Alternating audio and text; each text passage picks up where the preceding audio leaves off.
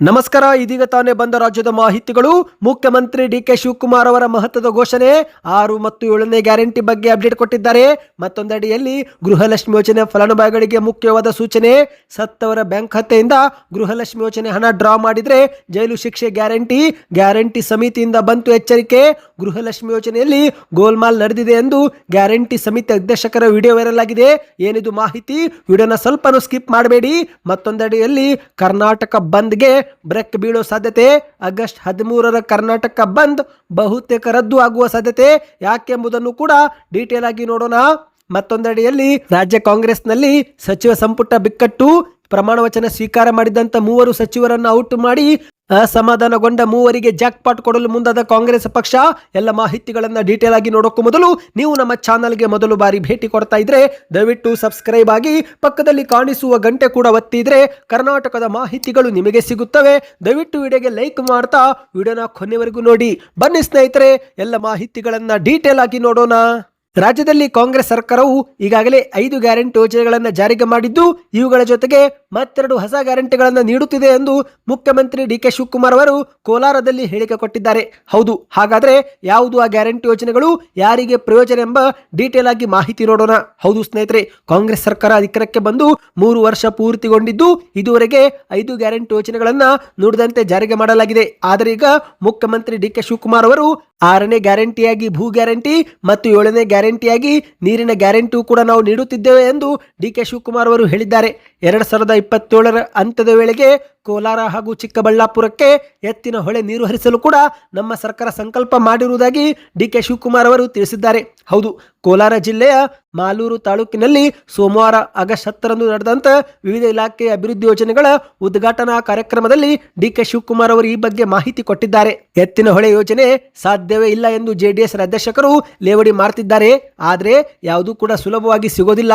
ಈ ಒಂದು ಯೋಜನೆ ಕಷ್ಟವಾಗಿದೆ, ಆದರೆ ಪ್ರಯತ್ನ ಮಾಡಬೇಕಲ್ಲವೇ ಎಂದು ಡಿ.ಕೆ. ಶಿವಕುಮಾರ್ ಅವರು ಹೇಳಿದ್ದಾರೆ. ಪಶ್ಚಿಮ ಘಟ್ಟದಿಂದ ಹಾಸನದ ಮೂಲಕ ಕೋಲಾರ ಚಿಕ್ಕಬಳ್ಳಾಪುರ ಕೆರೆಗಳನ್ನು ನಾವು ತುಂಬಿಸುತ್ತೇವೆ.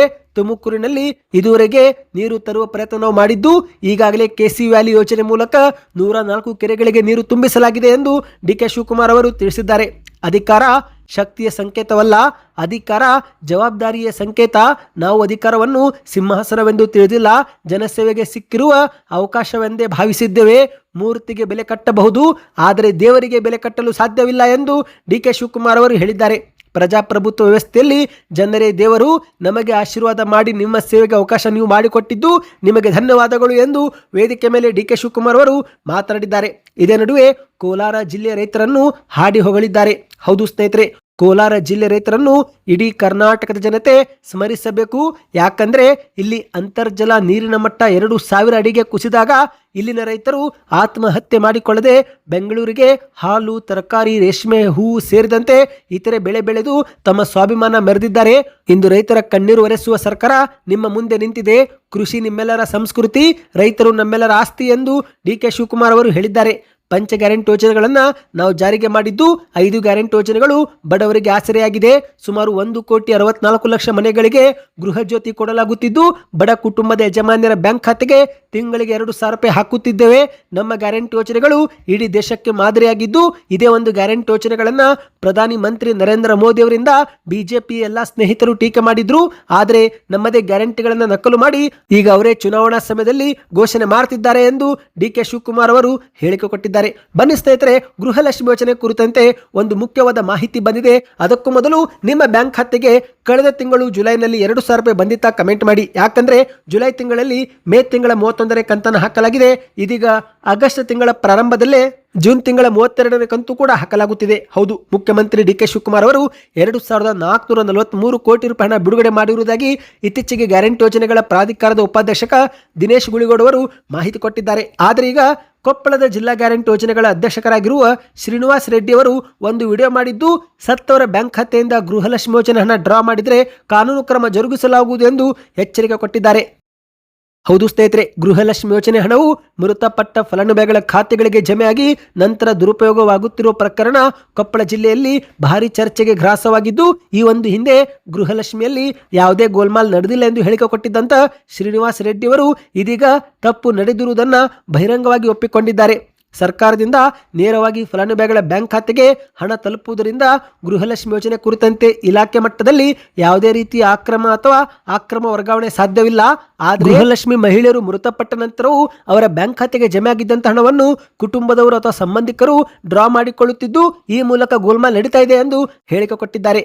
ಇನ್ನು ಮುಂದೆ ಮೃತಪಟ್ಟವರ ಖಾತೆಯಿಂದ ಅಕ್ರಮವಾಗಿ ಹಣ ಪಡೆದುಕೊಂಡ್ರೆ ಅಂತವರ ವಿರುದ್ಧ ಕಾನೂನು ಕ್ರಮ ಜರುಗಿಸಿ ಕೇಸ್ ಕೂಡ ದಾಖಲಿಸಿ ಜೈಲಿಗಟ್ಟುತ್ತೇವೆ ಎಂದು ಶ್ರೀನಿವಾಸ್ ರೆಡ್ಡಿ ಅವರು ಎಚ್ಚರಿಕೆ ಕೊಟ್ಟಿದ್ದಾರೆ. ಸದ್ಯ ಅವರ ಈ ಒಂದು ವಿಡಿಯೋ ಸಾಮಾಜಿಕ ಜಾಲತಾಣದಲ್ಲಿ ವೈರಲ್ ಆಗಿದೆ ಸ್ನೇಹಿತರೆ. ಅಂದ ಹಾಗೆ ಗೃಹಲಕ್ಷ್ಮಿ ಯೋಜನೆ ಕುರಿತಂತೆ ಮತ್ತೊಂದು ಮಾಹಿತಿ ಮುನ್ನೆಲೆಗೆ ಬಂದಿದೆ. ಗೃಹಲಕ್ಷ್ಮಿ ಯೋಜನೆ ಹಣ ಫಲಾನುಭವಿಗಳ ಬ್ಯಾಂಕ್ ಖಾತೆಗೆ ಜಮೆ ಆಗುತ್ತಿದ್ದಂತೆ SMS ಮೂಲಕವೂ ಕೂಡ ಹಣ ಜಮಾ ಆಗಿರುವ ಮಾಹಿತಿ ನೀಡಲಾಗುತ್ತೆ. ಆದರೆ ಕೆಲವೊಮ್ಮೆ ಹಣ ಜಮಾ ಆಗಿದ್ರೂ ಕೂಡ ಗೃಹಲಕ್ಷ್ಮಿ ಯೋಜನೆ ಫಲಾನುಭವಿಗಳಿಗೆ ಯಾವುದೇ ರೀತಿಯ ಮೆಸೇಜ್ ಬರೋದಿಲ್ಲ ಮತ್ತು ಹಣ ಜಮಾ ಆಗ್ತದೆಯೋ ಇಲ್ಲೋ ಎಂಬ ಒಂದು ಚಿಂತೆಯೂ ಕೂಡ ಇರುತ್ತೆ. ಆದರೆ ಇನ್ನು ಮುಂದೆ ಚಿಂತಿಸುವ ಅಗತ್ಯವಿಲ್ಲ. ಯಾಕಂದ್ರೆ ಮೊಬೈಲ್ನಲ್ಲಿ ನೀವು ಸ್ಟೇಟಸ್ ಅನ್ನ ಚೆಕ್ ಮಾಡಬಹುದು. ಹೌದು ಗೆಳೆಯರೆ, ನಿಮ್ಮ ಮೊಬೈಲ್ನಲ್ಲಿ DBT ಕರ್ನಾಟಕ ಎನ್ನುವ ಅಪ್ಲಿಕೇಶನ್ ಅನ್ನ ಡೌನ್ಲೋಡ್ ಮಾಡಿಕೊಂಡು ನಿಮಗೆ ಹಣ ಜಮಾ ಆಗುತ್ತಿರುವ ಮಾಹಿತಿಯನ್ನು ನೀವು ಸುಲಭವಾಗಿಯೇ ಪರಿಶೀಲಿಸಬಹುದಾಗಿದೆ. ಹೌದು, ಗೂಗಲ್ ಪ್ಲೇಸ್ಟೋರ್ನಿಂದ DBT ಕರ್ನಾಟಕ ಎನ್ನುವ ಆ್ಯಪ್ ಅನ್ನು ಡೌನ್ಲೋಡ್ ಮಾಡಿಕೊಳ್ಳಿ. ನಂತರ ಆಧಾರ್ ಕಾರ್ಡ್ ಮತ್ತು ನಿಮ್ಮ ನೋಂದಾಯಿತ ಮೊಬೈಲ್ ಸಂಖ್ಯೆಯಿಂದ OTP ಬರುತ್ತೆ. ಅದರ ಮೂಲಕ ನೀವು ಲಾಗಿನ್ ಮಾಡಿಕೊಂಡ್ರೆ ಎಲ್ಲ ಮಾಹಿತಿಯನ್ನು ಕ್ಷಣ ಮಾತ್ರದಲ್ಲೇ ಪಡೆದುಕೊಳ್ಳಬಹುದು. ಯಾವ ರೀತಿ ಚೆಕ್ ಮಾಡಬೇಕು ಎಂಬ ನಿಮಗೆ ವಿಡಿಯೋ ಬೇಕಂದ್ರೆ ಕಮೆಂಟ್ ನಲ್ಲಿ DBT ಕರ್ನಾಟಕ ವಿಡಿಯೋ ಎಂದು ಕಮೆಂಟ್ ಮಾಡಿ. ಬನ್ನೀಗ ಮತ್ತೊಂದು ಮಾಹಿತಿಗೂ ಹೋಗೋಣ. ನೆರೆ ರಾಜ್ಯ ತಮಿಳುನಾಡಿಗೆ ಕಾವೇರಿ ನದಿ ನೀರು ಬಿಡುವುದನ್ನು ಪ್ರತಿಭಟಿಸಿ ಆಗಸ್ಟ್ 13ರಂದು ಕರೆ ನೀಡಲಾಗಿದ್ದಂತ ಕರ್ನಾಟಕ ಬಂದ್ಗೆ ಇದೀಗ ಬ್ರೇಕ್ ಬೀಳುವ ಸಾಧ್ಯತೆ ಇದೆ. ಹೌದು, ಯಾಕಂದ್ರೆ ರಾಜ್ಯ ಕರ್ನಾಟಕದಲ್ಲಿ ಉತ್ತಮ ಮಳೆ ಆಗುತ್ತಿರುವ ಹಿನ್ನೆಲೆಯಲ್ಲಿ ಕಾವೇರಿ ಸಮಸ್ಯೆ ಸದ್ಯಕ್ಕೆ ತೀವ್ರವಾಗಿಲ್ಲ. ಹಾಗಾಗಿ ಕೆಲ ಕನ್ನಡ ಪರ ಮತ್ತು ರೈತ ಪರ ಸಂಘಟನೆಗಳು ಈ ಒಂದು ಕರ್ನಾಟಕ ಬಂದ್ನಿಂದ ಹಿಂದೆ ಸರಿಯುವ ಸೂಚನೆ ಕೊಟ್ಟಿದ್ದಾರೆ. ಹೌದು, ಒಂದು ಕಡೆಯಲ್ಲಿ ಕನ್ನಡ ಪರ ಹೋರಾಟಗಾರ ವಾಟಾಳ್ ನಾಗರಾಜ್ ಅವರು ಯಾವುದೇ ಕಾರಣಕ್ಕೂ ಕರ್ನಾಟಕ ಬಂದ್ ವಾಪಸ್ ಪಡೆಯುವುದಿಲ್ಲ ಎಂಬ ಹೇಳಿಕೆ ಕೊಟ್ಟಿದ್ದು, ಆದರೆ ಮತ್ತೊಂದೆಡೆಯಲ್ಲಿ ವಾಟಾಳ್ ನಾಗರಾಜ್ ಅವರ ಬಣದೊಂದಿಗೆ ಗುರುತಿಸಿಕೊಂಡಿರುವ ಸಾರಾ ಗೋವಿಂದ್ ಅವರು ಈ ಒಂದು ಬಂದ್ಗೆ ತಮ್ಮ ಬೆಂಬಲವಿಲ್ಲ ಎಂದು ಸ್ಪಷ್ಟಪಡಿಸಿದ್ದಾರೆ. ಅದೇ ರೀತಿ ಕರ್ನಾಟಕ ರಕ್ಷಣಾ ವೇದಿಕೆ ಅಧ್ಯಕ್ಷರಾದಂಥ ನಾರಾಯಣಗೌಡ ಅವರು ಕೂಡ ಬಂದ್ಗೆ ಬೆಂಬಲ ನೀಡುವುದಿಲ್ಲ ಎಂದು ಹಿಂದೆ ಸರಿದಿದ್ದಾರೆ. ಇತ್ತ ಪ್ರವೀಣ್ ಶೆಟ್ಟಿ ಅವರ ಬಣವು ಕೂಡ ಬಂದ್ನಿಂದ ಹಿಂದೆ ಸರಿಯುವ ಸಾಧ್ಯತೆ ಇದೆ ಎಂದು ಹೇಳಲಾಗ್ತಾ ಇದೆ. ಹೌದು ಗೆಳೆಯರೆ, ಸಾಮಾನ್ಯವಾಗಿ ಕರ್ನಾಟಕ ಬಂದ್ ಮಾಡುವುದರಿಂದ ರಾಜ್ಯದ ಆರ್ಥಿಕ ಚಟುವಟಿಕೆಗಳಿಗೆ ಹೊಡೆತ ಬೀಳುತ್ತೆ. ಇದರ ಜೊತೆಗೇನೆ ದಿನಗೂಲಿ ಕಾರ್ಮಿಕರು, ರೈತರು, ಬೀದಿ ಬದಿ ವ್ಯಾಪಾರಿಗಳು ಮತ್ತು ಹೋಟೆಲ್ ಮಾಲೀಕರು ನಷ್ಟ ಮತ್ತು ಸಮಸ್ಯೆ ಕೂಡ ಅನುಭವಿಸಲಿದ್ದಾರೆ. ಹಾಗಾಗಿ ಸಾರ್ವಜನಿಕ ವಲಯದಲ್ಲೂ ಕೂಡ ಈ ಒಂದು ಬಂದ್ಗೆ ಈಗ ವಿರೋಧ ವ್ಯಕ್ತವಾಗುತ್ತಿದೆ. ಹಾಗಾಗಿ ಹಲವು ಸಂಘಟನೆಗಳು ಕರ್ನಾಟಕ ಬಂದ್ಗೆ ಬೆಂಬಲ ಕೊಡುವುದರಿಂದ ಹಿಂದೆ ಸರಿಯುತ್ತಿದ್ದು, ಬಹುತೇಕ 13ರಂದು ಕರೆ ನೀಡಲಾಗಿರುವ ಕರ್ನಾಟಕ ಬಂದ್ ರದ್ದಾಗುವ ಸಾಧ್ಯತೆ ಇದೆ. ಇದುವರೆಗೆ ಅಂತಿಮ ನಿರ್ಧಾರವನ್ನ ಸಂಘಟನೆಗಳು ಅಧಿಕೃತವಾಗಿ ಪ್ರಕಟಿಸಿಲ್ಲ, ಆದರೆ ಬಹುತೇಕ ರದ್ದಾಗಬಹುದು ಎಂದೇ ಹೇಳಲಾಗ್ತಾ ಇದೆ. ನಿಮ್ಮ ಪ್ರಕಾರ ಕರ್ನಾಟಕ ಬಂದ್ ಆಗಬೇಕು ಆಗಬಾರ್ದು? ನಿಮ್ಮ ಅನಿಸಿಕೆಗಳನ್ನ ಕಮೆಂಟ್ ಮಾಡಿ. ಬನ್ನಿ ಸ್ನೇಹಿತರೆ, ಮತ್ತೊಂದು ಮಾಹಿತಿಗೂ ಹೋಗೋಣ. ರಾಜ್ಯ ರಾಜಕೀಯದಲ್ಲಿ ಸಚಿವ ಸಂಪುಟ ವಿಸ್ತರಣೆ ಬೆನ್ನಲ್ಲೇ ಕಾಂಗ್ರೆಸ್ ಒಳಗೆ ಅಸಮಾಧಾನದ ಬೆಂಕಿ ಹೊತ್ತಿ ಉರಿತಾ ಇದೆ. ಹೌದು ಗೆಳೆಯರೆ, ಕೆಲವರಿಗೆ ಸಚಿವ ಸ್ಥಾನ ಸಿಕ್ಕಿಲ್ಲ ಎನ್ನುವ ಒಂದು ಅಸಮಾಧಾನ ಎದುರಾಗಿ ರಾಜೀನಾಮೆ ಕೊಡುವುದಾಗಿ ಬಹಿರಂಗವಾಗಿ ಹೇಳಿಕೆ ಕೊಡುತ್ತಿದ್ದು, ಇತ್ತ ಮುಖ್ಯಮಂತ್ರಿ DK ಶಿವಕುಮಾರ್ ಅವರು ರಾಜೀನಾಮೆ ಬ್ಲ್ಯಾಕ್ ಮೇಲ್ ಮಾಡಿದರೆ 2 ನಿಮಿಷದಲ್ಲಿ ನಿಮ್ಮ ರಾಜೀನಾಮೆಯನ್ನು ಅಂಗೀಕರಿಸುವುದಾಗಿ ಖಡಕ್ ಆಗಿ ತಿರುಗೇಟು ಕೊಟ್ಟಿದ್ದಾರೆ. ಆದರೆ ಸ್ನೇಹಿತರೆ, ಈಗ ರಾಜ್ಯ ರಾಜಕೀಯದಲ್ಲಿ ಸಚಿವ ಸಂಪುಟದಲ್ಲಿ ಅಸಮಾಧಾನಗೊಂಡಂತ ಮೂವರಿಗೆ ಜಾಕ್ಪಾಟ್ ಸಿಗುವ ಸಾಧ್ಯತೆ ಇದೆ. ಹೌದು, ಒಂದು ಕಡೆಯಲ್ಲಿ ಇಡೀ ಸಚಿವ ಸಂಪುಟದಲ್ಲಿ ಒಬ್ಬರು ಮಹಿಳಾ ಜನಪ್ರತಿನಿಧಿಗೆ ಸಚಿವ ಸ್ಥಾನ ಸಿಗದಿರುವುದು ಹೈಕಮಾಂಡ್ ಮಟ್ಟದಲ್ಲೂ ತೀವ್ರ ಮುಜುಗರ ತಂದಿಟ್ಟಿದ್ದು, ಇತ್ತ ವಿಪಕ್ಷಗಳು ಕೂಡ ಕಾಂಗ್ರೆಸ್ ಮಹಿಳಾ ವಿರೋಧಿ ಎಂದು ವಾಗ್ದಾಳಿ ಮಾಡುತ್ತಿವೆ.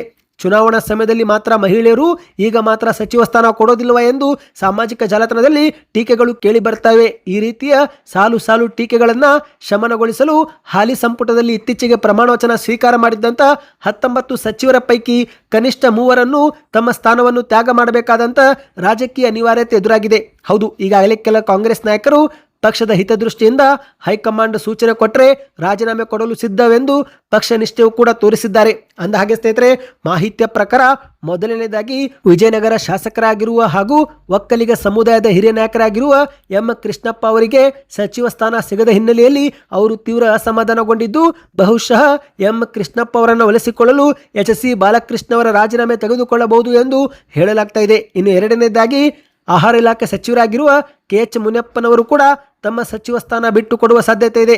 ಹೌದು, ಸಂಪುಟದಲ್ಲಿ ಮಹಿಳಾ ಪ್ರಾತಿನಿಧ್ಯವೇ ಇಲ್ಲ ಎಂಬ ಪ್ರಬಲ ಟೀಕೆಗಳಿಗೆ ಉತ್ತರ ಕೊಡಲು ಕಾಂಗ್ರೆಸ್ ಹೈಕಮಾಂಡ್ ಹೊಸ ಸೂತ್ರ ಬರೆದಿದೆ. ಆಹಾರ ಇಲಾಖೆ ಸಚಿವರಾಗಿರುವ ಕೆಎಚ್ ಮುನಿಯಪ್ಪನವರು ತಮ್ಮ ಪುತ್ರಿ ಕೆಜಿಎಫ್ನ ಶಾಸಕಿ ಎಂ ರೂಪಕಲಾ ಅವರಿಗೆ ದಾರಿ ಮಾಡಿಕೊಡಲು ಸಚಿವ ಸ್ಥಾನ ತ್ಯಾಗ ಮಾಡುವ ಸಾಧ್ಯತೆ ಇದೆ ಎಂದೇ ಹೇಳಲಾಗ್ತಾ ಇದೆ. ಇನ್ನು ಕೊನೆಯದಾಗಿ ಬಿ ನಾಗೇಂದ್ರ ಅವರ ರಾಜೀನಾಮೆ ತೆಗೆದುಕೊಳ್ಳುವ ಸಾಧ್ಯತೆ ಇದೆ. ಹೌದು, ಯಾಕಂದ್ರೆ ಮಹರ್ಷಿ ವಾಲ್ಮೀಕಿ ನಿಗಮದ ಹಗರಣ ಆರೋಪ ಎದುರಿಸುತ್ತಿರುವ ಬಿ ನಾಗೇಂದ್ರ ಅವರು ಜಾಮೀನಿನ ಮೇಲೆ ಹೊರಗಿದ್ದು, ಹಾಗಾಗಿ ಅವರಿಗೆ ಸಚಿವ ಸಂಪುಟದಲ್ಲಿ ಸ್ಥಾನ ಕೊಟ್ಟಿರುವುದಕ್ಕೆ ಬಿಜೆಪಿ ಮತ್ತು ಜೆಡಿಎಸ್ ನಿಂದ ತೀವ್ರ ವಿರೋಧ ವ್ಯಕ್ತವಾಗ್ತಾ ಇದೆ. ಹಾಗಾಗಿ ಆ ಒಂದು ಸ್ಥಾನಕ್ಕೆ ಬಿ ನಾಗೇಂದ್ರ ಅವರ ಬದಲಿಗೆ ಬಸವರಾಜ ಶಿವಣ್ಣವರಿಗೆ ಬಹುತೇಕ ಸ್ಥಾನ ಕೊಡಬಹುದು ಎಂದೇ ಹೇಳಲಾಗ್ತಾ ಇದೆ. ಸದ್ಯಕ್ಕೆಷ್ಟೇ ಸ್ನೇಹಿತರೆ, ಈ ಎಲ್ಲ ಸುದ್ದಿ ನಿಮಗೆ ಇಷ್ಟವಾಗಿದ್ದರೆ ಚಾನಲ್ಗೆ ಸಬ್ಸ್ಕ್ರೈಬ್ ಮಾಡ್ಕೊಳ್ಳಿ. ನಿಮ್ಮ ಮನಸ್ಸಿಗೆ ಕಮೆಂಟ್ ಮಾಡ್ತಾ ವಿಡಿಯೋನ ಲೈಕ್ ಮತ್ತು ಶೇರ್ ಮಾಡಿ.